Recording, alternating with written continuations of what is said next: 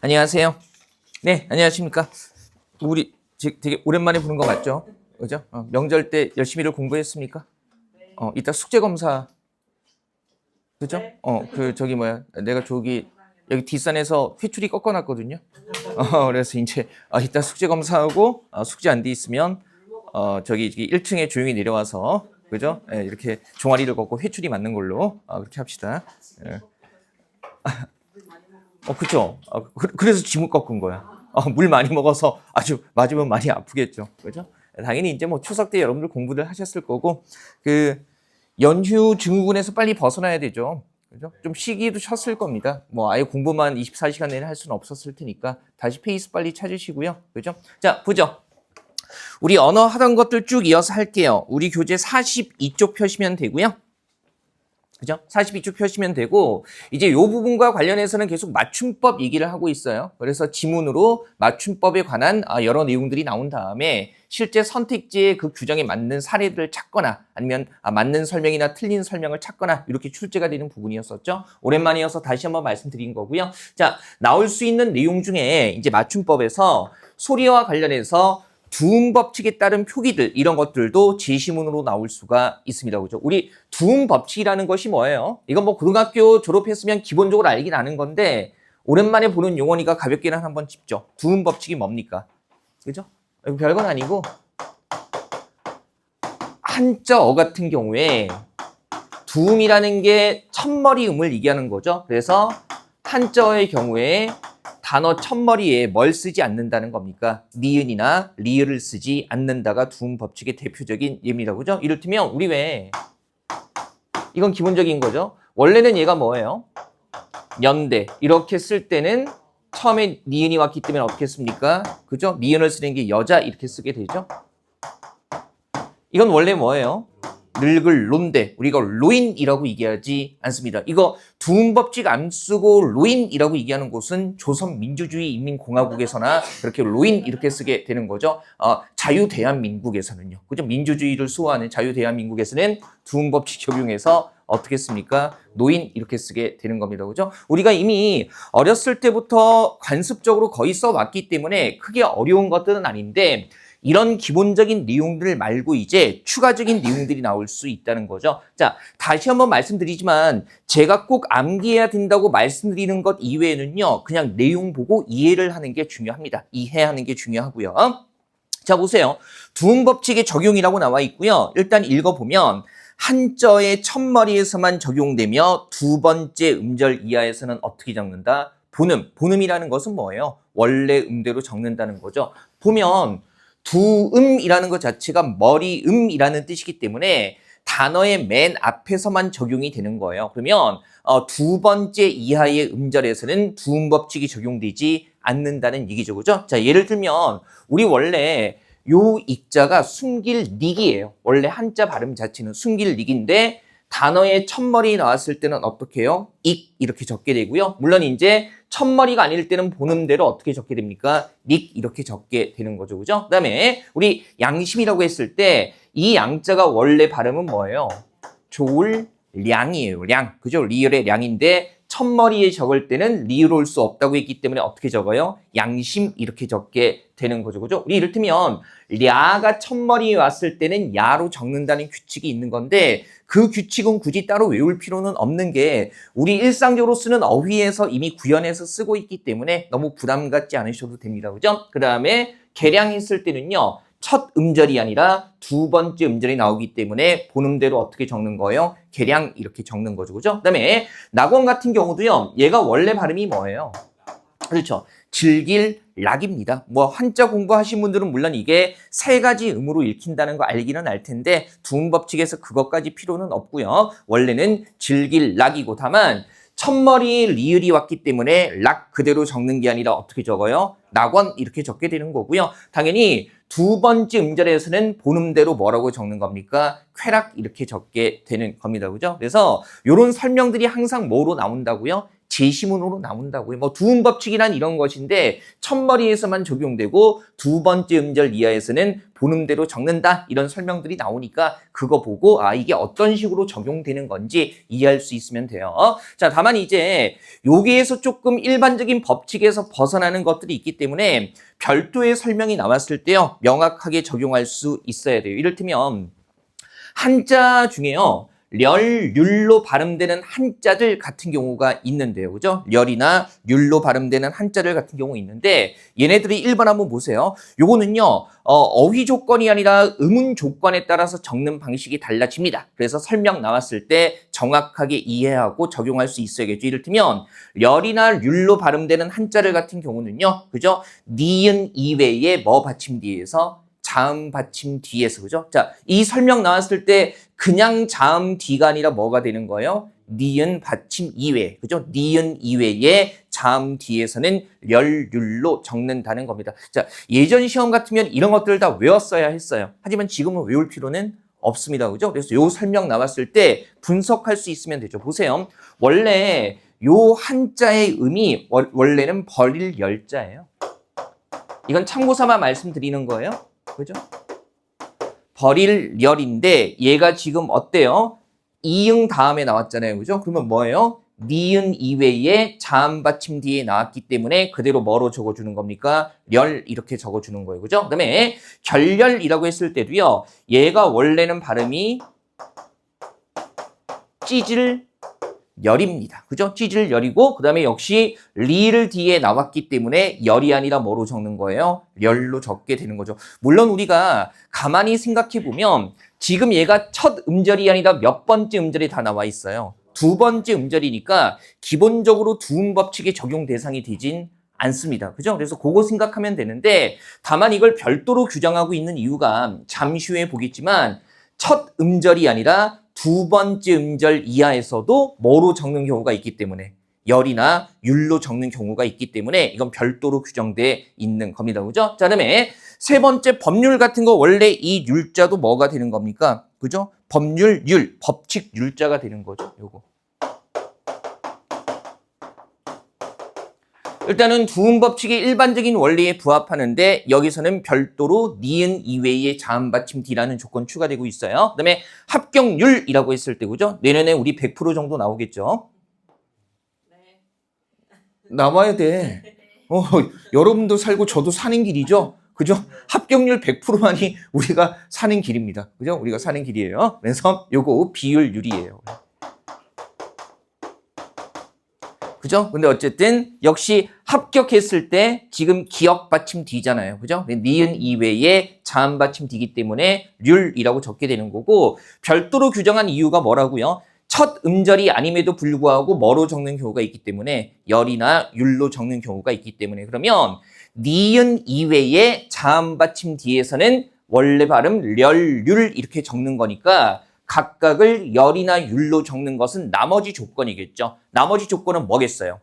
니은 받침이나 뭐 뒤에서 모음 뒤에서는 열이나 율로 적습니다. 그죠? 자, 이런 조건들 나왔을 때 니은이라는 요소가 특이하게 따로 언급되고 있다는 것만 주의해서 읽고 체크하시면 됩니다. 그죠? 그러면 똑같은 열자인데 지금 나열이라고 했을 때는요. 지금 뭐 뒤에요? 모음 뒤잖아요. 그죠? 그 다음에 똑같은 찌질 열자인데 지금 무슨 받침 뒤예요? 니은 받침 뒤이기 때문에 균열이 아니라 뭐예요? 균열 이렇게 적게 되는 거고요. 그다음에 규율이라고 했을 때도 법칙 율자를 지금 모음 뒤니까 규율 이렇게 적게 되는 거고요. 그다음에 백분율 같은 경우도요. 지금 무슨 받침 뒤예요? 니은 받침 뒤여서 백분율이 아니라 뭐예요? 백분율 이렇게 적게 되는 거죠. 그죠? 자, 니은이라는 요소만 살짝 조심하시면 됩니다. 니은이라는 요소만 살짝 조심하시면 되고요. 암기하는 부분은 아니기 때문에 부담은 안 될 겁니다. 단어 분석만 잘 할 수 있으면 되죠. 예전에 어떤 공무원 학원에서 일할 때 그 학생들 그 성적표 같은 걸 수험생분들 나눠 드리는데 성적표에 정답률이라고 이렇게 칸이 있는 거예요. 그래가지고 국어 선생님이니까 고민되잖아요. 게다가 예전 시험에서는 이 쓰임이 시험에 잘 나왔단 말이죠. 그래가지고 조용히 찾아가서 담당하시는 분께 이거 률이라고, 그죠? 이렇게 고쳐드린 적도 있습니다. 그죠? 그래서 일상적으로 많이 쓰는 어휘기는 한데, 살짝 헷갈리는 부분이 있기 때문에 이런 것들 조심하셔야 되고요. 사실은 2번 범주하고 연관해서 우리가 일상적으로 많이 쓰는 단어가 요즘에 많이 언급되죠?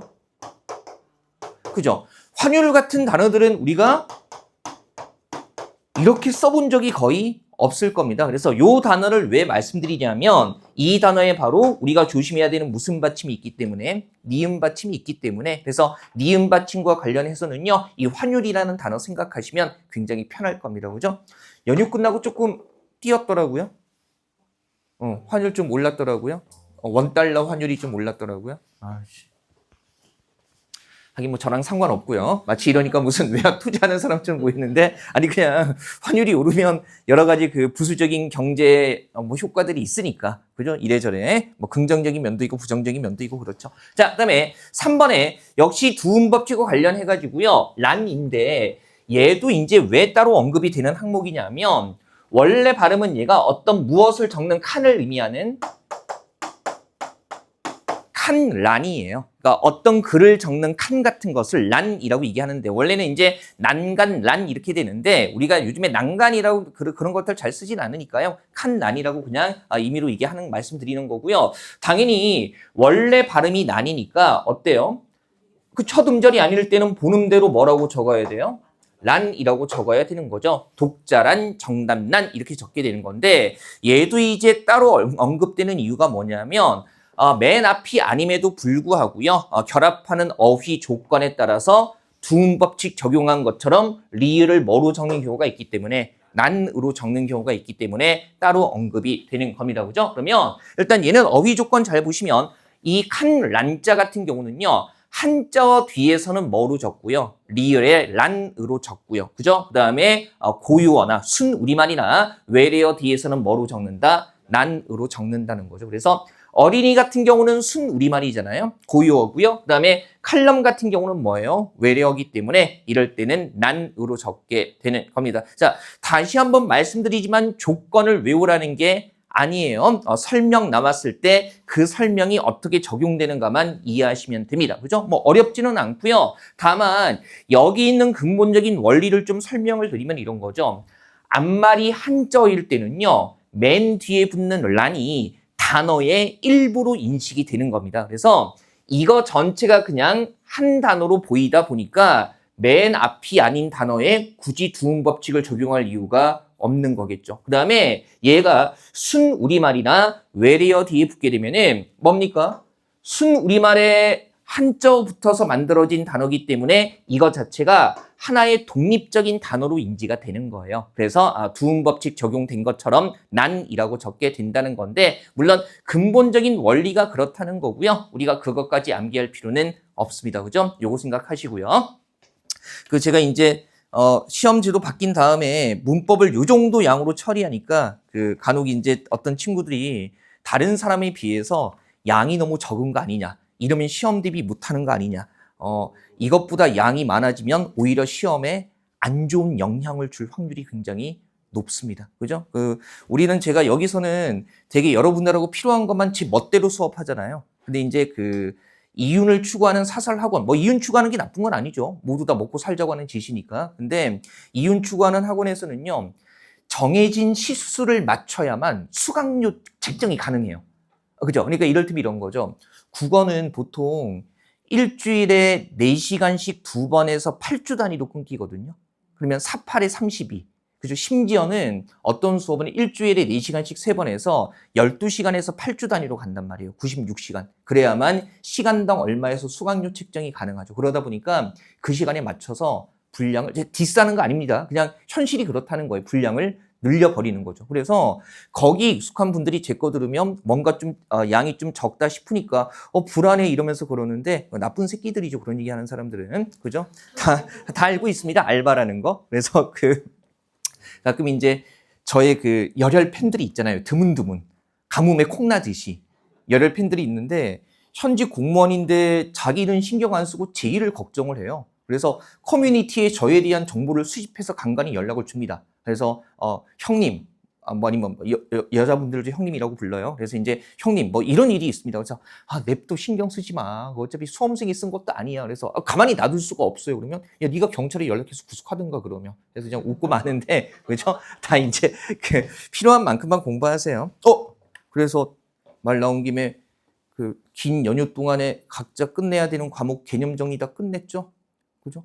한국사 다 끝내기로 한 분도 계시고, 그죠? 행정학 다 끝내기로 한 분도 계시고, 각자 미션이 달랐을 텐데 다 했죠? 왜 이렇게 애매한가요? 나는 그런 얘기를 들은 적이 없어?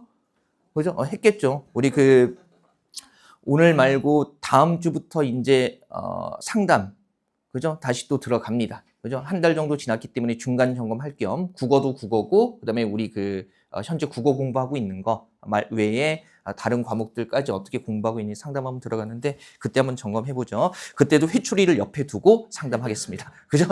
손바닥 맞아가면서. 자, 그다음에 한번 가보죠. 4번 한번 보시면요. 요런 식의 원리가 적용되는 게 또 량이라는 것이 있습니다. 요 량이라는 것이요. 요게 우리 수량 얘기할 때 헤아릴 양이에요. 그래서 본음은 량 이렇게 되는 거고요. 1번 보시면 량으로 적는 경우 우리 쉽게 할 수 있죠. 당연히 뭐 뒤에서 한자 뒤에서 어차피 맨 앞도 아닐 뿐더러 한자 뒤에 량이 붙게 되면 이거 전체가 하나의 한자 단위가 되는 거고요. 맨 앞이 아니기 때문에 본음대로 적게 되는 거죠. 그래서 작업량, 흡입량 이렇게 적게 되는 거고요. 그 다음에 양으로 적는 경우는 방금 봤던 것처럼 뭡니까? 순 우리말 고유어 뒤나 혹은 뭐 뒤에서 외래어 뒤에서는 양으로 적게 됩니다. 그죠? 우리 어렵지 않은 게 지금 고유어 뒤에 량이 붙게 되면 이것 자체가 하나의 뭐처럼 인지가 되기 때문에 독립적인 단어처럼 어종이 다르니까 다른 어종이 결합할 때는 얘가 하나의 독립적인 단어처럼 생각이 되는 거예요. 그래서 두음법칙 적용해서 뭐라고 적게 되는 거예요? 양으로 적게 되는 거죠. 다만 이제 이 설명 자체를 이해하는 것이 어렵지는 않은데요. 어렵지는 않은데 문제가 되는 게 뭐냐면 근데 선생님 이거 단어를 보고 이게 한자라는 거 모르면 꽝이죠. 그죠? 한자라는 걸 모르면 꽝인데 다만 이제 참고 삼아 말씀드리면 지금까지 공무원 시험에서는 거의 아닌데 옛날에 공무원 시험에서는 거의 아닌데 요것과 관련해 가지고요. 우리 학교 언어에서 나오는 문제들을 보게 되면 이런 것들 볼 때 표기 옆에 괄호치고 한자어를 줍니다. 그러니까 앞으로 이제 요 부분이 나오면요. 한자를 외우는 게 지금 국어 시험에서 요구하는 건 아니기 때문에 한자라는 걸 확인할 수 있게 괄호치고 한자를 병기를 해줄 겁니다. 그래서 뭐 어휘 자체의 종류를 구분하는 것은요. 그렇게 부담 느끼지 않으셔도 되겠습니다. 그죠? 그거 한번 보시고요. 자, 그다음에 한번 가보죠. 5번 한번 보시면 다음 페이지예요. 43쪽에 파생어와 합성어의 표기. 자, 요 개념은 우리가 이미 알고 있어요. 파생어, 뭐하고 뭐가 결합한 거예요? 어근과 의미를 한정해주는 접사가 결합한 거. 그죠? 그 다음에 합성어는 뭐예요? 어근과 어근이 결합한 거 이런 건데 뭐 물론 지금 파생어와 합성어를 구분하자는 건 아니고요. 우리 왜 파생어든 합성어는 어쨌든 두 가지 요소가 결합한 거잖아요. 그래서 이렇게 두 가지 요소가 결합해서 만들어진 단어들은요. 단어별로, 그죠? 결합한 각각의 단어별로 두음법칙을 적용하는 겁니다. 보세요. 이건 알려드릴게요. 원래 이 염자가 원래 발음은 뭐예요? 생각염이거든요. 그러면 지금 공염불이라는 단어에서 우리가 알고 있는 기본적인 원칙을 적용하면 생각염자가 맨 앞이 아니기 때문에 어떻게 적어야 돼요? 본음대로 공염불 이렇게 적어야 되는데 실제 적는 것은 공염불 이렇게 적거든요. 그래서 이걸 예외로 외워야 되나 싶겠지만 별건 아니고요. 보세요. 공염불은 우리가 크게 둘로 나누면 뭐하고 뭐가 결합한 거예요? 공에다가 뭡니까? 염불 결합한 거죠. 그러면 단어별로 보면 염불이 결합했을 때 염불 자체에서는 염자가 어디에 옵니까? 맨 앞에 오게 되는 거죠. 그래서 두음법칙 적용해서 염이 아니라 뭐라고 적게 되는 겁니까? 염불 이렇게 적게 되는 거고요. 괜찮으시겠어요? 어렵지 않죠? 그러면 얘도 뼈나네요. 그죠? 이 리자 자체는 원래 뭡니까? 이로울 리예요. 근데 우리가 연리율이라고 했을 때는요, 뭐에다가 뭐가 결합한 겁니까? 연에다가 이율. 그죠? 독립적인 한 단어가 뭐예요? 이율이니까. 그러면 독립적인 단어별로 두음법칙 적용하는 거니까 이율이 독립적인 한 단어가 되니까 두음법칙 적용해서 리가 아니라 뭐로 적게 되는 거예요? 이로 적게 되는 거죠. 그죠? 이해하시면 되죠? 그다음에 이것도 되게 편하네요. 비논리적 같은 경우에요. 이것도 이 론자가 원래는 의논할 론이에요. 론. 그죠? 그래서 우리가 보면 이것도 뭐하고 뭐가 결합한 거예요? 비에다가 뭐 논리적이라는 단어 결합한 거고요. 그러면 논리적이라는 말이 한 단어가 되니까 그죠? 이렇게 파생어나 합성어에서는요. 독립적인 단어 따로 한 단어가 되는 부분에 두음법칙을 적용한다라는 거 이해하고 있으면 이것도 표기도 일단 논리적이 따로 한 단어가 되니까 롤리적이 아니라 두음법칙 적용해서 비논리적 이렇게 적는다는 거 그죠? 물론 실제 규정은 상당히 복잡하게 설명되어 있어요. 그래서 접사 역할을 하는 한자가 붙은 단어들은 두음법칙을 적용하여 적는다라는 설명으로 나와 있기는 한데 그런 설명들 나와 있을 때 그냥 이렇게 파생어나 합성어는 따로 한 단어가 되는 부분에 그냥 두음법칙을 적용해서 적는다라고 미리 이해를 해두고 있으면 상당히 편해진다는 거죠. 그죠? 요거 생각하시고요. 자, 방금 본 내용들 보면서 문제 풀 수 있으면 됩니다. 그죠? 이거 다 풀려 있죠? 오늘 새로 오신 분들 말고 오늘 신입생이 있으니까 이따 반장이 잘 챙겨주시고. 없어요? 원래 아는 사이 아닌가? 알긴 알아요. 그래요? 지금 책이 어. 다 애매하게 있어서 그래요? 그래? 먼저 줘야 될지 다른 분들 올 때 같이 줘야 될지 그래요? 선생님들 말씀 안 하셨나? 국어는 제가 드렸어요. 방금. 원장님이 주시겠죠? 그렇죠. 뭐 설마 해주시겠죠. 갈수록 확장되는 수업입니다. 그죠? 예, 오늘 그 신입생분들이 40명이 온다는 소문이 있어가지고 이제 이렇게 말씀드려도 아무도 믿지도 않아요. 이제 하도 이렇게 얘기를 해놨더니만 아무도 믿지도 않습니다. 자, 한번 보죠. 보시면 이거 제12항 해가지고요. 뭐 규정이 바르게 적용되지 않은 것은 이렇게 얘기하고 있고요. 이렇게 이제 규정을 준단 말이죠. 그러면 지금 보니까 한자음 라, 레, 로, 레, 루, 르가 단어의 첫머리에 올 적에는 두음법칙 적용해서 그러면 이거 어떻게 짝지으면 돼요? 라는 뭐로 적고 나로 적고 그 다음에 레는 뭐로 적고 네로 적고 해가지고요. 이 경우는 그냥 한점 첫머리에 오는 리을을 뭐로 적는 경우들을 규정해주고 있는 거예요. 니은으로 적는 경우들을 규정해주고 있는 겁니다. 그죠? 그냥 그대로 1대1로 짝지으면 되는 거죠. 다만 우리가 라레, 로레, 루, 르는 니은으로 적는다라고 따로 외우지 않아도 돼요. 어차피 규정으로 나오는 거고요. 그 다음에 붙임 1 보면 단어의 첫머리 이외의 경우에는 본음대로 적는다. 즉 맨 앞이 아닐 때는 원래 음대로 적는다는 거고요. 이해하시면 되고 그 다음에 붙임 2가 바로 이거죠. 방금 했던 거. 접두사처럼 쓰이는 한자가 붙어서 된 단어는 뒷말을 두음법칙에 따라 적는다.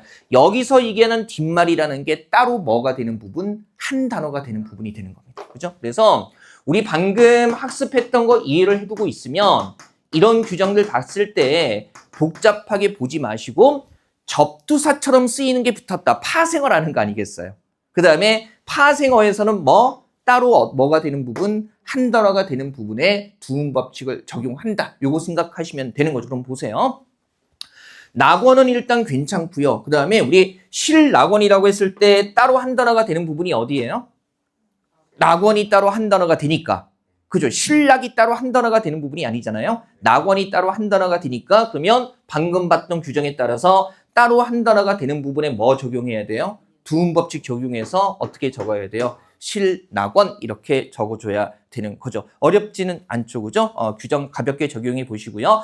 정답은 1번이고요. 나머지 2번에 내일 같은 경우에 첫 음절이 아닐, 첫머리가 아닐 때는 본음대로 어떻게 적어요? 왕래 이렇게 적게 되는 거고요. 그죠? 그 다음에 노인은 되게 익숙할 거고 상노인 같은 경우도 여기에서 따로 한 단어가 되는 부분이 어디예요? 노인이기 때문에, 그죠? 노인이기 때문에 상노인이 아니라 상노인 이렇게 적게 되는 거죠. 그죠? 그 다음에 누각하고요. 그 다음에 광할루 이렇게 나와 있는데 조심해야 되는 건 이거 전체는 쪼개져요? 안 쪼개져요? 안 쪼개져요. 그죠? 광활루 자체가 하나의 고유 명사잖아요. 그죠? 그래서 그냥 어떻게 본음대로 뭐로 적게 되는 겁니까? 루 이렇게 적어주게 되는 거죠. 그죠? 광활루 자체는요, 하나의 고유 명사기 때문에 따로 한 단어가 되는 부분으로 나뉘지 않습니다. 그래서 맨 앞이 아니기 때문에 광활루 했을 때 이렇게 적어주게 되는 거죠.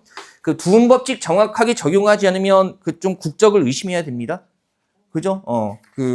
뭐 이렇게 북한에서는 조선 노동당이라고 적잖아요. 그죠? 노동당 이렇게 적는데 뭐 이렇게 두음법칙 적용 안 하면 그죠? 남파 간첩이라고 의심이 되는 거죠. 그래서 한국의 공직사회를 어지럽히기 위해서 북한에서 몰래 침투했는데 그죠? 두음법칙이 낯설어서 노동자의 권리 막 이런 얘기를 쓰게 되는 거죠. 그죠? 그러면 빨리 신고를 해야 돼요. 절대로 공직이 있으면 안 되는 사람이죠. 그죠? 남파 간첩. 여기가 또 지역이 강원도여서 가끔 보면 불안하단 말이죠. 그죠? 저쪽에서 넘어오지 않았을까? 그러니까 안 불안한가? 하긴 뭐 요즘에 뭐 그 간첩 사건 이런 건 잘 없어가지고. 자, 그다음에 출제 키워드 23 한번 보죠. 자, 여기부터는 이제 한글 맞춤법 형태라고 해가지고요. 이 형태라는 것은 뭐냐면 어간에 어미가 붙거나 뭐 아니면 어근에 다른 어근이 붙거나 아니면은 조사가 붙거나 체연에 아니면 어근에 접사가 붙거나 해가지고요. 두 가지 이상의 요소가 결합해서 형태상의 변화가 생길 때 그때 이제 어떻게 적을 것인가를 설명해 주는 부분이라고 보시면 되고요. 그 중에서 이제 어간 뒤에 뭐 붙을 때, 어미가 붙을 때, 표기 이런 것들 관련이 되는 겁니다. 그래서 이 부분과 관련해 가지고서는요. 어미의 정확한 표기 형태를 알아두면 좋습니다.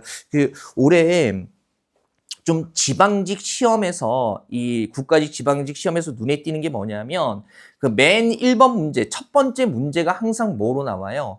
공공언어 바로 쓰기라고 해서 공문서 작성하는 게 나오죠. 근데 공문서 작성이 나오는데 원래 예시 문제에는 어휘적인 차원을 건드리지 않았었습니다. 그죠? 문장의 구조만 건드렸는데 갑자기 어휘적인 차원에서 마스터 플랜이라는 외래어를 기본 계획이라고 다듬어서 써야 된다는 게 선택지에 나왔단 말이죠. 그래서 이건 이제 출제자 마음이기는 한데 그러면 그렇게 생각해 본다면 지나치게 귀퉁이 있는 어휘가 아니라 이 맞춤법이나 표준어나 아니면 다듬은 말 중에서 기본적인 범주에 속하는 것들은요 좀 정돈을 해두는 게 나을 거란 판단이 들어요. 이게 이제 예시 문제에서 안 건드리다가 실제 기출 문제에서 건드렸기 때문에 그러니까 어휘 자체를 다듬어서 쓰거나 바르게 쓰는 것들을 살짝 건드려주고 있다는 차원에서 이 맞춤법상 좀 암기해야 되는 어휘들이라든가 표준어상 좀 암기해야 되는 어휘들 깊이는 안 들어가더라도요. 기본적인 것들은 좀 잡아두시는 게 좋을 것 같아요. 자, 그중에 첫 번째 주의해야 되는 어미가 어떤 의도나 목적을 나타내는 그저 의도나 욕망을 나타내는 뭐뭐고자라는 겁니다. 보세요.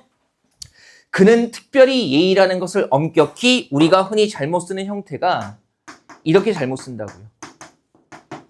지키고저 한다 해가지고요. 의도나 욕망을 나타낼 때 이거를 고저로 쓰는 경우가 많은데 이렇게 쓰면 안 되고요. 명확하게 어떻게 써야 돼요? 고자로 써야 됩니다. 그죠? 하고 저 한다가 아니라 하고 자 한다 이렇게 되는 거죠. 이게 이 고저라는 것들을 왜 자꾸 신경을 쓰게 되는 거냐면 우리 그 세종어제 훈민정음의 어제 서문을 보게 되면 이런 전차로 어린 백성이 니르 고저 홀빼 이쇼도라는 말이 나와요. 그래서 이게 이제 현대국어로 쓰면 뭐가 되는 거예요? 마라 고자에서 이루고자 하는 바가 있어도 이렇게 해석이 되는 건데 옛날에 이제 이런 쓰임들이 있다 보니까 뭐뭐 하고저라는 쓰임들이 있다 보니까 그게 좀 익숙한 느낌이 들어서 현대어에서도 지키고저 이렇게 쓰는 경우들이 있는 건데 현대어에서는요 요 고저의 어미가 아계열로 양성화되어 있습니다. 그래서 더 이상 이런 형태로 쓰지 않고요. 그죠? 뭐 니르고저 홀빼 이쇼도를 지금 말로 풀이를 한다면 이르고자 하는 바가 있어도라고 해가지고요. 명확하게 얘는 기억해 두십시오. 그죠? 일상생활에서 상대적으로 잘 쓰이는 말이기 때문에 이런 것들 좀 잡아 두시고요. 그 다음에 2번 같은 거. 그죠? 한번 보세요. 리을 걸. 우리 이렇게 괄호치고 얘기하면은 이 의가 의문 조건에 따라서 어떻다는 겁니까? 들어가기도 하고 뭐 하는 거예요? 빠지기도 한다는 겁니다. 자, 언제 의가 들어가는지 억지로 외울 필요 있어요, 없어요? 없죠. 그죠? 이건 본능적으로 씁니다. 보세요. 잡다의 잡안에는 을거리 붙어요, 리을거리 붙어요? 잡을 걸. 그죠? 그러니까 뭐 규칙을 외우고 있어서가 아니라 그냥 우리가 본능적으로 그렇게 써요. 그죠? 그래서 요건 굳이 언제 의가 붙고 안 붙는가를 외울 필요는 없고요. 다만 여기서 조심해야 되는 건 실제로 이렇게 받침에 리을이 들어가는 어미들의 뒤에 이런 기역 같은 예사소리는요. 실제 발음을 된소리로 하거든요. 표준 발음법 규칙상. 그래서 발음을 된소리로 하다 보니까 표기도 자꾸만 어떻게 하게 되는 거예요? 껄이라고 된소리로 표기를 하게 되는 겁니다. 그래서 이런 것들 정확하게 잡아주셔야 되죠. 그죠? 그래서 뭐 일단 뜻은 가볍게 확인하시고요. 이건 뜻 외울 필요는 없고, 자, 쓸 때 이런 받침에 리을이 들어가는 어미인 얘는요, 발음은 리을 껄이라고 하지만 표기는 뭐라고 한다? 예사소리, 걸로 한다라는. 그래서 그는 내일 미국으로 떠날 걸 이렇게 발음하는 게 맞아요. 떠날 걸 이렇게 발음하지만 원래 표기 자체는 뭐 예사소리라는 거, 떠날 걸로 해야 된다는 거. 그 다음에 내가 잘못했다고 먼저 사과할 걸 이렇게 했을 때, 그죠? 역시 발음은 사과할 걸이라고 하지만 표기 자체는 뭐로 해야 돼요? 예사소리로 이렇게 한다는 거. 자, 기본적인 범주에서 알아두시고요. 우리 재밌는 게 뭐냐면 이렇게 이런 어미들 중에서 된소리로 표기하는 어미들은요, 의문형 종결 어미로 좀 한정돼 있습니다. 이거는 참고예요, 참고. 이렇게 어미들 중에서 된소리로 적는 어미들은 참고입니다. 의문형 종결음이 몇 개로 한정돼 있는데 요거는 좀 왠지 갈구냐 같은 느낌으로 들리죠? 깎고 쏘냐?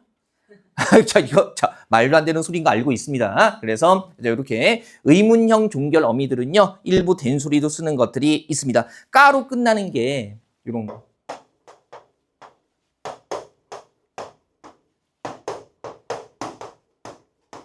이런 것들, 그죠? 함께 갈까? 어찌하리까? 그죠? 갔습니까? 이런 것들. 그래서 이런 의문형 종결 어미들이 있고요. 그죠? 그 다음에 꼬라는 것은요, 어찌할 꼬에서 리을 꼬. 그죠? 이런 것들이 있고요. 그 다음에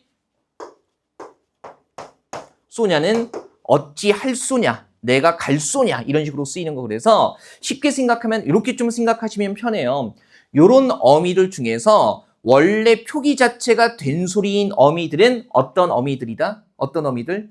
의문형 어미들, 깎고 쏘냐로 끝나는 말밖에 없다라고 좀 가볍게 상식적으로 정돈해 두시면 되고요. 자, 상식적으로 정돈은 해도 돼. 이걸 뭐 억지로 외울 필요는 없습니다. 그죠? 정말 중요한 건 시험에 잘 나오는 어미들. 그죠? 요거 특히 리을 걸 같은 경우에 발음은 된소리로 하지만 표기 자체는 예사소리로 한다는 것, 그거 생각해 두시면 되고요. 네, 3번도 자주 틀리는 거죠. 보세요. 어차피 이런 어미들 중에서 된소리로 표기하는 건 주로 어떤 애들이라고 했어요? 의문형 종결 어미라고 했잖아요. 그죠? 물어보는 형태의 어미들만 그렇기 때문에 요것도요, 발음은 리을 깨라고 하지만, 그죠? 사전적인 의미는 가볍게 확인만 하시고요. 표기 자체는 다시 연락할게라고 발음하지만 표기 자체는 뭐로 해야 된다는 거예요? 예사소리, 그죠? 개로 해야 된다는 겁니다. 그래서 리을 깨라고 발음이 되기는 하지만 표기 자체는 리을 개로 표기한다라는 거. 이거 문자나 카톡 같은 거 주고받을 때 이거 되게 많이 쓰지 않습니까? 그죠? 이따 할게. 야, 그건 내가 할게. 이렇게 쓰면 돼야 안 돼요? 안 되죠. 그죠? 남친이나 여친이 이 어미를 리을 깨로 표기하면 헤어지십시오. 야, 기본적인 맞춤법도 안 되는데 만나서 뭐 할 겁니까? 안 헤어진다고? 그죠? 야, 헤어지십시오. 그죠? 이렇게 쓰게 되면은, 나는 네가 맞춤법이 틀려서 싫어. 뭐 이렇게 해서. 그죠? 내가 추석 연휴 때 신문 기사 중에 무슨 기사 봤냐면, 문해력 얘기는 옛날부터 많이 나왔잖아요. 근데 학교 교육 현장에 계신 분이 이제 그 신문 기자하고 인터뷰를 했는데, 와, 나 정말 깜짝 놀라가지고, 우리 이런 말 쓰잖아요. 어떤 일의 시작점이라는 얘기할 때 뭡니까? 시발점. 그래서 선생님이 수업 시간에 그게 이 사건의 시발점입니다 라고 했더니 학생들이 왜 우리한테 욕하냐고. 그죠? 선생님 너무 우리 무시하는 거 아니냐고. 그죠? 그래서 이게 정말 그 아재 개그 톤으로 얘기한 게 아니라 정말 몰라서. 그리고 이 수업 시간에 또 기사로 나온 거예요. 제가 지어낸 게 아니라. 무슨 두발 자유에 대해서 토론하자 그랬더니, 아니 왜 두 다리에 자유에 대해서 토론을 해야 되는지, 그죠? 그다음에 뭐 무슨 뭐 왕 얘기하면서 족보 얘기를 했더니 족보라는 말을 몰라가지고 족발 보쌈 세트가 여기서 왜 나오냐고.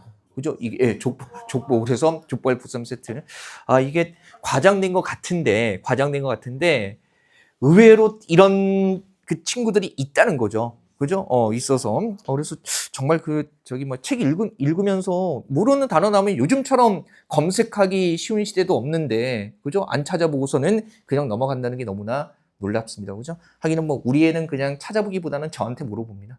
그죠? 야, 찾아봐! 라고 시키는데도, 본인도 스마트폰 갖고 있으니까 사전 뚱뚱뚱 해보면 되는데, 와가지고선, 아빠 이 단어는 뭐야? 이 단어는 뭐야? 이 단어는 뭐야? 해서 계속 와서 옆에 있으면 물어봅니다. 다만 이제, 그렇지. 물어보니 다행이다라는 생각은 들어요. 그죠? 안 물어보는 것보다는 100배 낫잖아요. 그죠? 정말. 근데 저도 모르는 말은, 줄임말은 잘 모르겠어요. 그 줄임말, 그런 것들은 저도 잘 모르겠습니다. 자.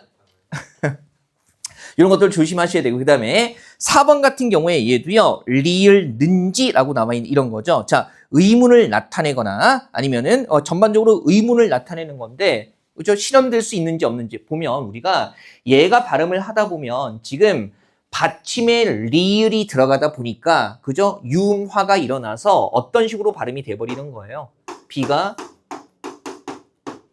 옳는지 이런 식으로 발음이 돼버리거든요. 그러다 보니까 표기도 리을 그 다음에 른지라고 착각을 하게 되는 건데, 발음하는 과정에서 융화가 일어나는 거지 원래 정해진 어미 자체는 리을 뭐예요?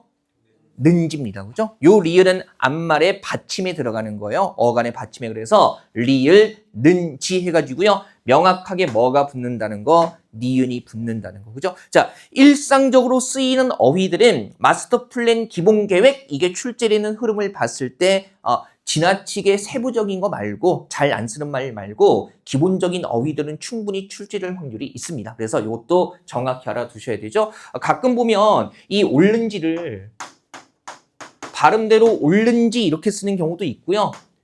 그렇지, 맞아요. 때로는 옳런지 이렇게 쓰는 경우도 있는데, 리을 른지라든가 리을 런지라는 어미는요, 국어의 어미에 존재하지 않습니다. 그래서 명확하게 리을 는지라는 거 요거 잡아두시고요. 어차피 지금 여기 있는 거 다 해봤자 8개밖에 안 되거든요. 그죠? 8개면은 여러분들 하루에 외우는 영어 단어의 20분의 1도 안 됩니다. 그죠? 그래서 요것 정도는 그냥 행여 나오는 것을 대비한다는 차원에서, 나올 수 있는 것을 대비한다는 차원에서 알아두시고요. 그 다음에 5번하고 6번 한번 보시면 요거 정말 많이 헷갈리거든요. 그죠? 그러니까 맨 끝에 뭐가 붙는 거예요? 오가 붙느냐, 요가 붙느냐. 실제로 우리가 국어 문장에서 맨 끝에 오가 붙는 경우도 가능하고 요가 붙는 경우도 가능하기 때문에 얘는 일상에서도 자주 헷갈려요. 일상에서도 자주 헷갈리는데, 자, 일단 일상에서 쓰이는 용례 한번 보여드릴게요. 이를테면 이런 것도 가능해요. 빨리 가시오 이런 거 가능하거든요. 그죠? 이리로 오시오 이런 것들 가능하단 말이에요. 그죠? 그 다음에 이런 거 문장 맨 끝에 뭐가 붙는 것도 가능해요. 정말 좋아요 이렇게, 그죠? 요가 붙는 것도 가능하기 때문에 어떤 문장에서는 이런 것들이 헷갈린단 말이죠. 그죠? 물론 일상적으로 보면 이런 거예요. 이렇게 맨 끝에 오가 붙는지 요가 붙는지 헷갈리면 맨 끝을 이렇게 가려보고 말이 안 되면 뭐가 붙고 오가 붙고, 그 다음에 맨 끝에 이거 뺐을 때 정말 좋아하는 말 돼요, 안 돼요? 돼요. 그럴 때는 뭐가 붙는다? 요가 붙는다. 그죠? 그래서 이렇게 외우기는 하는데 문제는 뭐냐면 이게 원리를 모르고 그냥 그렇게 외우다 보니까 나중에 뭐가 헷갈리냐면 이렇게 헷갈리는 거죠. 느낌 오죠?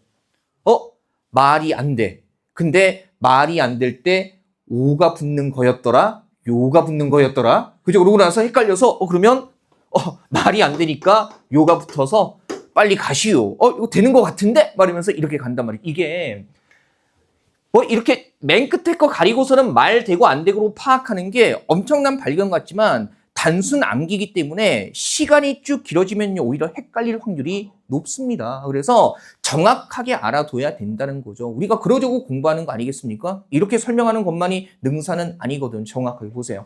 원래 우리가 이렇게 쓰이는 오 같은 경우는 우리 보면 지금 앞에 이렇게 붙임표가 붙어 있으면 얘는 다른 요소 뒤에 붙는다는 뜻이죠. 그래서 원래 이 맨 끝에 붙는 오라는 것은요, 우리 상대 높임법에서 예사 높임의 하우체라는 거 있거든요. 그래서 그 하우체의 종결어입니다. 어서 오시오. 이리로 가시오. 여기 앉으시오. 뭐 이런 식으로 쓰이는 거죠. 하우체의 종결어이에요. 그러면 한번 잘 생각해 보세요.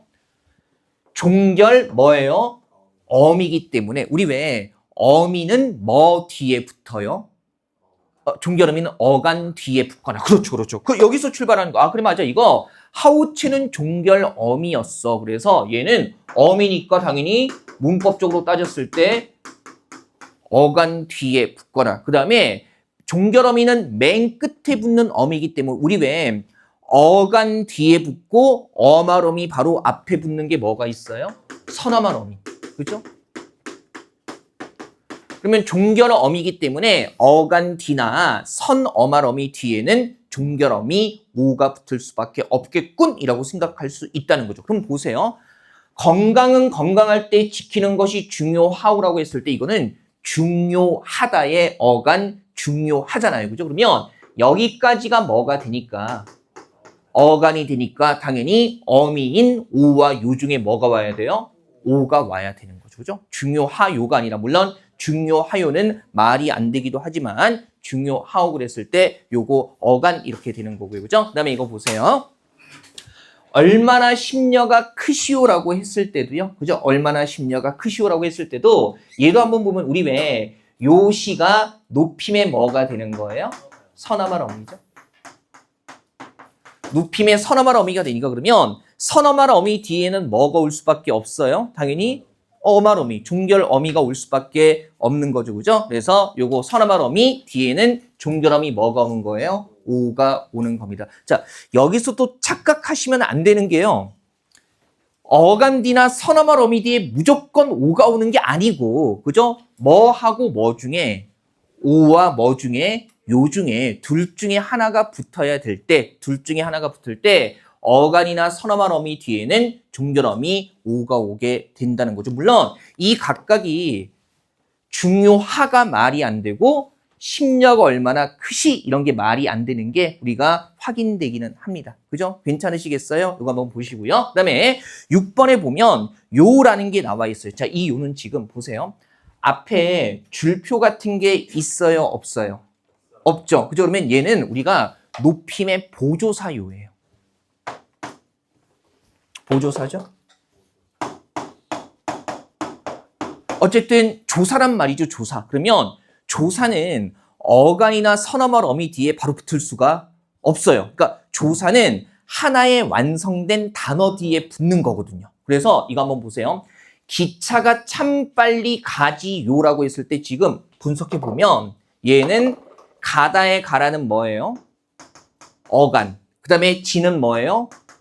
어미죠. 그러면 종결어미 지가 붙었는데 또 종결어미가 붙을 수 있어요? 없어요? 없죠. 그래서 참 빨리 가지라고 해서 어간과 어미가 결합해서 이 단어가 완성되어 있는데 여기에 높임의 의미를 더하기 위해서 뭐가 붙는 겁니까? 요가 붙게 되는 거죠. 그래서 기차가 참 빨리 가지요 이렇게 되는 겁니다. 예, 45쪽이요. 그다음에 다음 것도 마찬가지예요.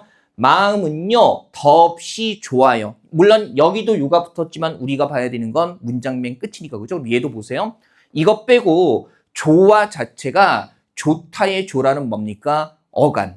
그 다음에 아는 뭐예요? 어미. 그래서 이렇게 붙어서 좋아라는 단어가 완성됐기 때문에 완성된 단어에 또 종결어미 붙을 필요 있다 없다? 없다. 그래서 단순히 높임의 의미만을 더하기 위해서 뭡니까? 좋아요 이렇게 되는 거고요. 그죠? 그 다음에 묻는 말에 네 아니요로 답하시오라고 했을 때 아니오가 아니고요. 이때는 좀 봐야 되는 게 이 아니요라는 게 감탄사 그러니까 대답하는 말로 부정의 대답으로 아예 그냥 정해져 있습니다. 그래서 얘는 별개의 단어로 아예 알아두시는 게 좋아요. 그죠? 자, 네라는 예 혹은 네라는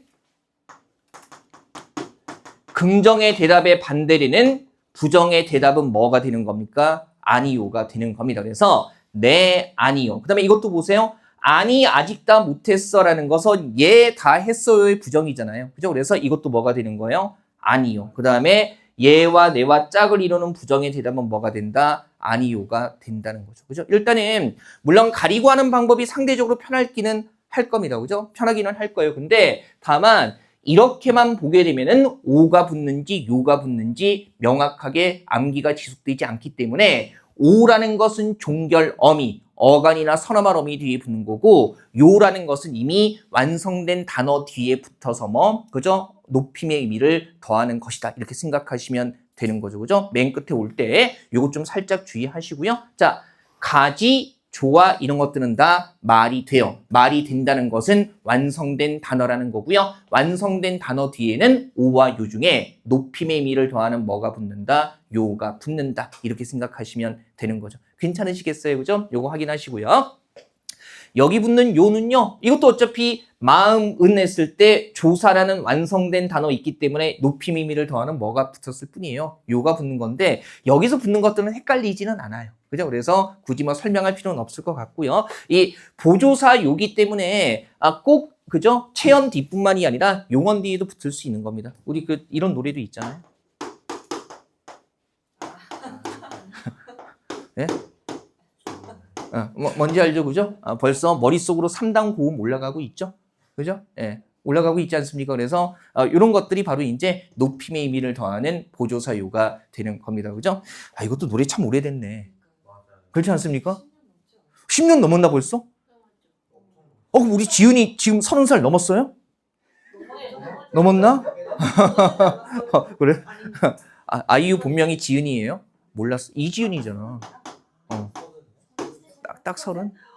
근데 뭐 지은이 나이가 중요한 건 아니죠. 그죠? 중요한가요? 우리 아이유.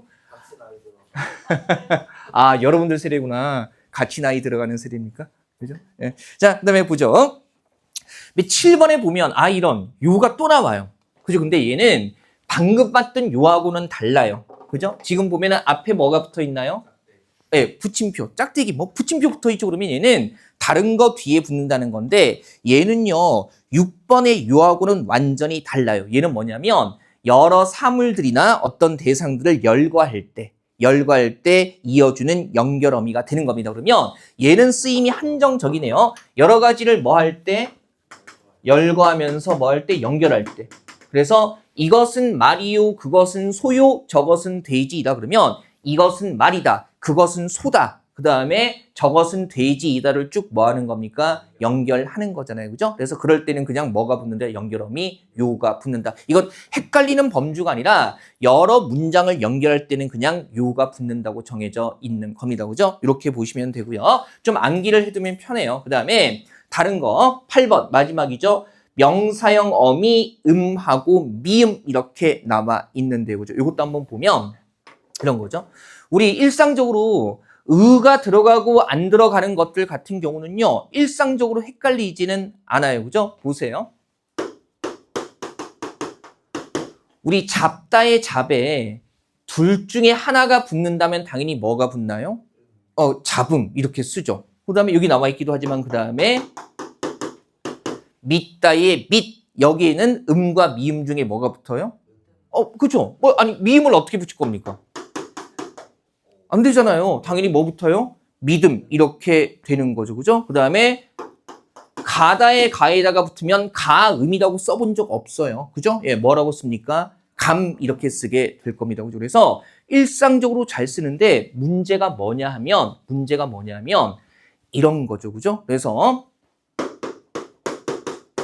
종이배를 만들다에 붙었을 때 발음에서 차이가 나지 않다 보니까 이걸 어떻게 쓰는 겁니까? 갑자기 만듦 이렇게 쓰게 되는 겁니다. 그죠? 제가 이거 제가 자주 가는 그 분식집에서 이렇게 쓴 거 봤거든요.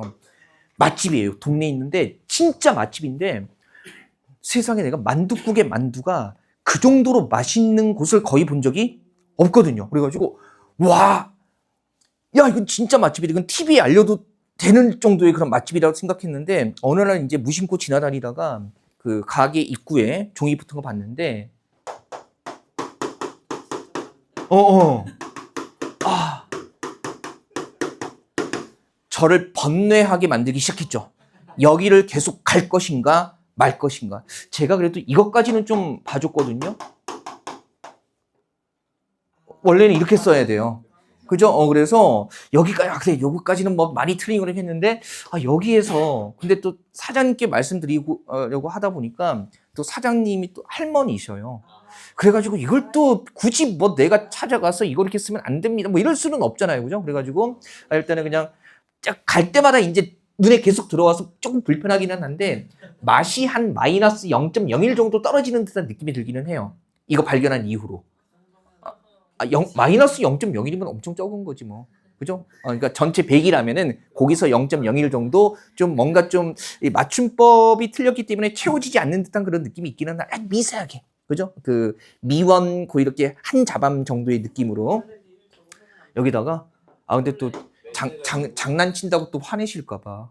그죠? 아니 저 정도 나이 되는 사람이 여기 와서 펜으로 막 이러고 있으면은 아들한테 낙서하듯이. 근데 이제 요게 헷갈리는 게 뭐냐면 다른 일상적인 어휘에서는 잘 틀리지 않는데 요게 이제 조건을 명확하게 모르기 때문에 그래요. 그래서 이를테면은 우리 왜 의가 들어가고 들어가지 않는 애들이 짝을 이루는 경우에 요렇게 의가 들어간 형태가 붙는 경우는요. 의가 붙는 형태가 붙는 경우는 요것 때문에 그래요.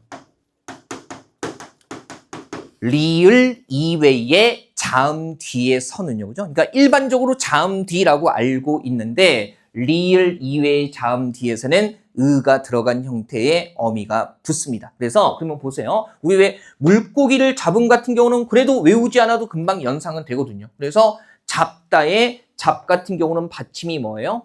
비읍이잖아요. 그죠? 뭐가 되는 겁니까? 리을 이외의 자음 뒤니까 당연히 음이 붙는 겁니다. 물론 우리가 실제로 적용할 때는 외워서 적용하지는 않아요. 그죠? 그 다음에 보세요. 이제 문제는 얘죠. 종이배를 만듦 같은 경우에 얘는 어디에 붙은 거예요? 방금도 봤지만 만들다에 붙은 거거든요. 그러면 지금 보세요.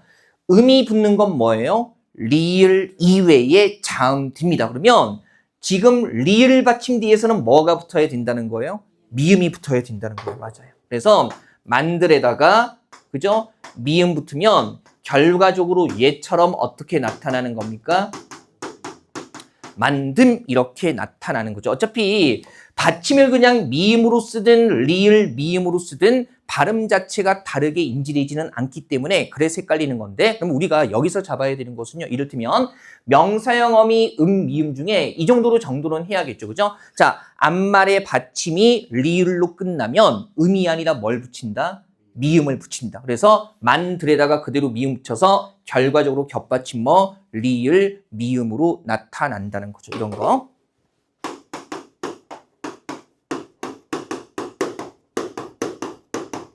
위가 맞아요? 아래가 맞아요? 우리 칼 같은 게 잘 잘릴 때 그죠? 칼로 뭡니까? 칼이 잘 들다가 기본이에요. 들다. 그죠? 우리 왜 칼이 잘 든다라는 것은 들다를 현재형으로 활용한 거예요. 그죠? 그래서 칼이 잘 들다. 그러면 들다, 리를 받침으로 끝나니까 그냥 미음 붙여서 뭐라고 써야죠? 칼이 잘 듬 이렇게 써줘야 되는 겁니다. 그죠? 자, 다른 거에 비해서 자주 헷갈리는 거기 때문에 이거 한번 보시고요. 자, 물론 이 범주에서 1차적으로 문제로 나오는 게 바로 이런 겁니다. 요 1번까지 보고 좀 쉬는 시간 가지겠습니다. 그죠? 자, 문법에 맞지 않는 것은 얘기하고 있고요. 1번 같은 경우는 금방 보이죠? 이미 늦은 것 아니오라고 해서 얘는요. 대답하는 아니오가 아니에요. 그죠? 그러면 뭐가 되는 겁니까? 이미 늦은 것 아니라고 하게 되면 얘는 아니다의 어간 뒤에 오는 거니까 뭐가 붙어야 돼요? 오가 붙어야 돼요. 그래서 이미 늦은 것 아니오 이렇게 되는 거고. 그죠? 그 다음에 이거 빼면 이미 늦은 것 아니? 이거 그 알다를 활용한 게 아니잖아요. 그죠? 그래서 말이 안 되기 때문에 어미 붙어서 뭐예요? 오가 되는 거예요. 그 다음에 2번은요. 이 아니요는 뭡니까? 부정의 대답이잖아요. 그죠? 예, 제가 그랬어요를 부정해서 아니요, 제가 안 그랬어요 하는 거니까 부정의 대답은 항상 뭐로 고정되어 있다? 아니요로 고정되어 있는 겁니다. 그래서 2번도 맞고요. 그 다음에 3번에 정리했던 거죠? 예와 네라는 긍정의 대답과 짝을 이루는 부정의 대답은 항상 뭐라고요? 아니요 이렇게 되는 거죠. 그래서 요거 3번이 틀린 겁니다. 그죠? 그다음에 4번은요. 되게 단순하죠.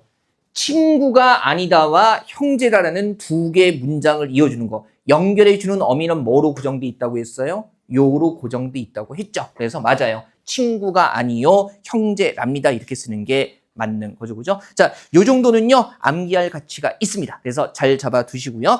자, 우리 잠깐 숨 좀 돌렸다가요, 계속 이어서 조금만 더 보겠습니다. 조금만.